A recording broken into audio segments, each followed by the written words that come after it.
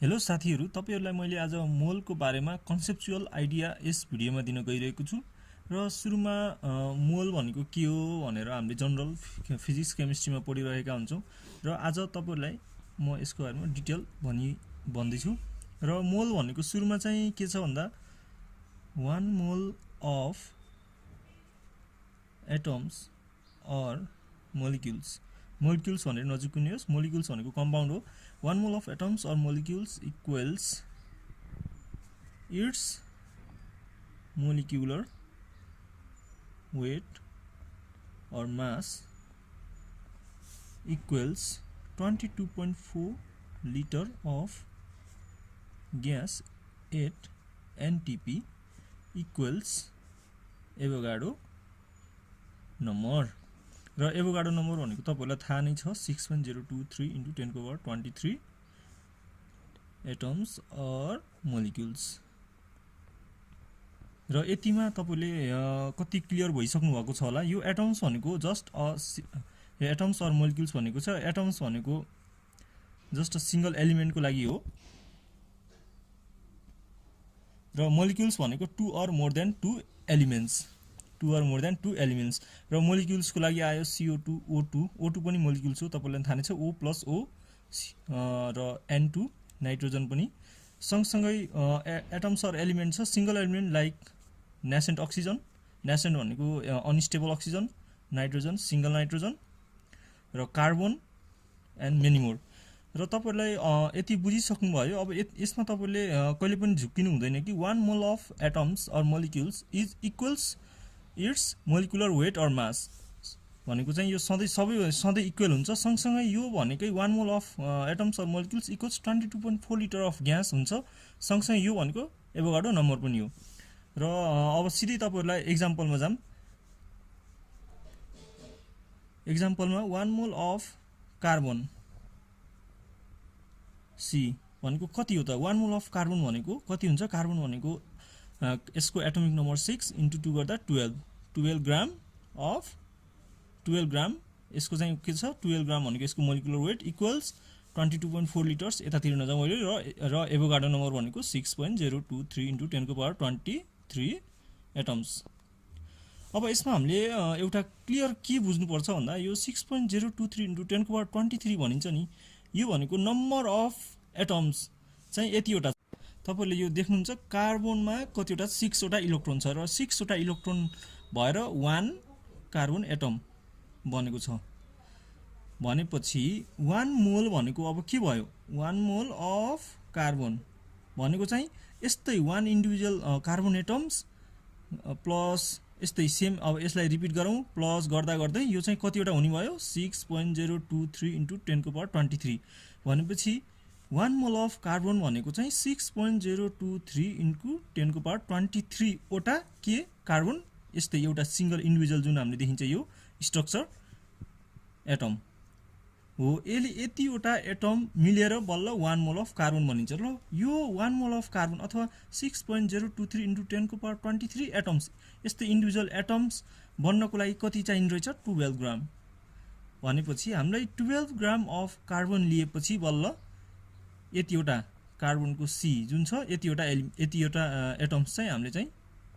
पाउन सकिन्छ है 12 ग्राममा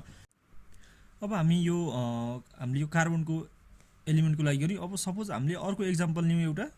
अक्सिजन O2 मोलिक्युल्स तपाईहरुलाई यो मोलिक्युल्स र एलिमेन्टको बारेमा छुटाउन सकिहाल्नुहुन्छ र O2 को लागि चाहिँ हामीले एउटा suppose let us take 40 gram of O2 है 40 ग्राम अफ O2 मा कतिवटा number of moles equals what equals number of moles number of molecules कतिवटा छ त 20 ग्राम अफ 40 ग्राम अफ अक्सिजनमा है त अब यसको लागि चाहिँ सुरुमा हामीले नम्बर अफ मोल्स कति छ पत्ता लगाउँ हामीले माथि हामीले यो माथि तपाईले देख्न सक्नुहुन्छ 1 mole of atom or molecules is equals to its molecular weight भनेको छौं ल सुरुमा चाहिँ हामीले 1 मोल अफ अक्सिजन भनेको कति हुन्छ यसको मोलिकुलर वेट अक्सिजन अक्सिजन को O2 छ, O प्लस O, र अक्सिजनको कति छ, अक्सिजनको एटोमिक नम्बर 8 × 2 प्लस 8 × 2 गर्दाखेरि यो O2 फर्म भयो र यो गर्दाखेरि 32। र अब हामीले यसलाई हामीले कसरी गर्न लेख्न सकिन्छ भन्दा 1 mole of O2 equals 32 gram of 32 ग्राम। र हाम्रो यहाँ हामीले कति लेखेको छौँ 40 ग्राम भनेपछि अब यो 32 ग्राम अफ O2 ले कति दिने भयो 1 मोल अफ O2 दिने भयो भनेपछि अब यो हाम्रो यो भन्दा धेरै छ यो, र हामीले अब यसलाई रिभर्स गरौँ 32 ग्राम अफ O2 गिव्स 1 मोल, यो बुझ्दै हुनुहुन्छ। त्यसपछि 1 ग्राम अफ O2 obviously 1 ग्रामले थोरै मोल दिने भयो 1/32 मोल,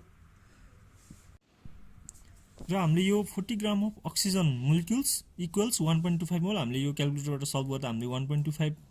पत्ता लगाइयो। र अर्को छ यो हाम्रो 40 ग्राम अफ अक्सिजन मोलिक्युल्समा अक्सिजन मोलिक्युलमा कति नम्बर अफ मोलिक्युल्स हुन्छ भनेर चाहिँ हामीले पत्ता लगाउनु पर्छ। र हाम्रो यो जनरल मोल कन्सेप्टको हामीले जुन सुरुमा नि गरियो, र यसले के भन्छ भन्दा molecular mass of element or compound equals Avogadro number भनेको 6.023 into 10 को पावर 23 मोलिक्युल्स। र हाम्रो यहाँ के छ भन्दा molecular mass of element or compound अक्सिजनको molecular mass 32 gram equals 6.023 into 10 को पावर 23 मोलिक्युल्स। र हामीलाई दिएको छ गिभन 40 है 40 ग्राम, र 1 ग्राममा 1 ग्राम अभियसली थोरै नै हुन्छ by 32 molecules.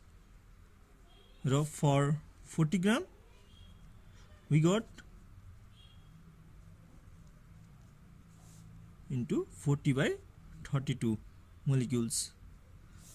is equals 7.53 into 10 को पावर 23 मोलिक्युल्स। र हामीले यो अब हामीले यो कसरी यो यसलाई एनालाइसिस गरौँ एकचोटि। हाम्रो यो के छ भन्दा हाम्रो 1 मोल अफ अक्सिजनमा O2 मा कति छ भन्दा 32 ग्राम छ। 32 ग्राम भनेको 10 को पावर 23 मोलिक्युल्स हो। बट हाम्रो के छ भन्दा अहिले हामीलाई क्वेशनमा कति दिएको छ 40 ग्राम, र 40 ग्राममा अभियसली धेरै हुनु पर्यो, र हाम्रो गर्दाखेरि तपाईले देख्न सक्नुहुन्छ 10 को पावर 23 मोलिक्युल्स, र it's quite higher than original है त। And our third problem is 40 gram of O2 ले चाहिँ कति लिटर अफ अक्सिजन ग्यास चाहिँ कन्टेन गर्छ भनेर चाहिँ हाम्रो यो हामीले यसमा बताउन गइरहेका छौँ। र एकोर्डिङ टु मोल कन्सेप्ट हामीले सुरुमा पनि तपाईलाई भनिरहेका छौँ कि molecular mass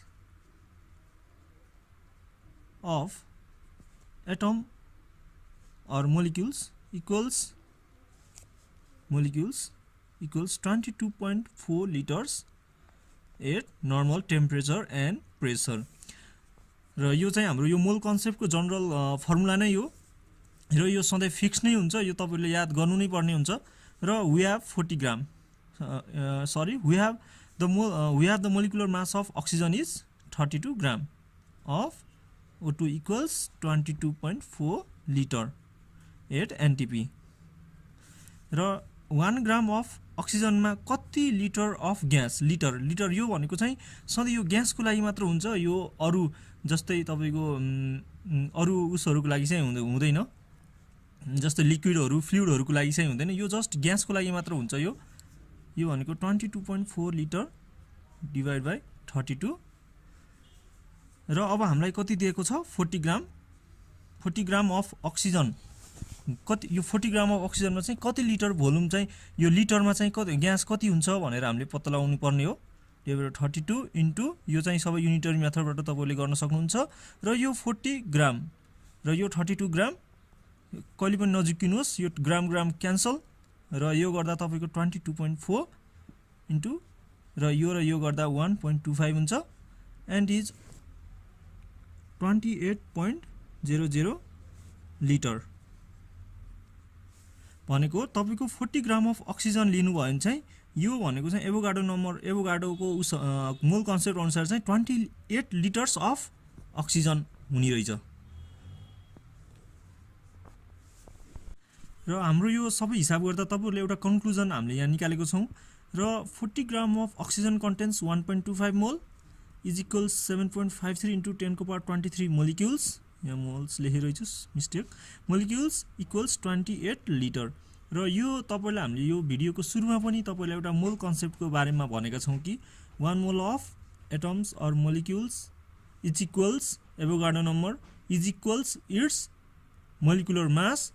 is equals to 22.4 liter of gas 8 NTP यो जुन मैले लास्टमा भनेको छु यो चाहिँ तपाईले याद गर्नुस् यो याद गरेर तपाईले न्यूमेरिकल सल्भ गर्नु भन्छ नि it will be very easy तपाईलाई सजिलो लाग्छ र mole concept is very much important र तपाईहरु यदि यो भिडियो हेरेर पनि यदि कन्फ्युज हुनुहुन्छ भने तपाईले हाम्रो कमेन्ट सेक्सनमा तपाईले कमेन्ट लेख्नुहोस् हामीले अझै